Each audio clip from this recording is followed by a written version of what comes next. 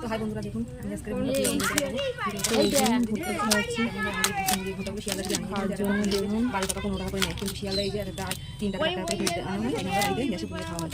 আর এখানে মিলে কত করে অনেকে এনেছিল, একটা দুটো করে খাই, বেশি খাই না। তো এই যে আছে বাট আমি এটা ছাড়িয়ে নিয়েছি, এটাকে এবারে একটা কচি দেখে একটু আনা হয়েছে, বেশি পুষ্ট খেতে ভালো লাগে না, কচিগুলো একটু অল্প অল্প আছে তো, কিন্তু এগুলো খেতে খুবই সুন্দর লাগে। এই যে এই দুটো আছে বড়, দেখতে পাচ্ছেন।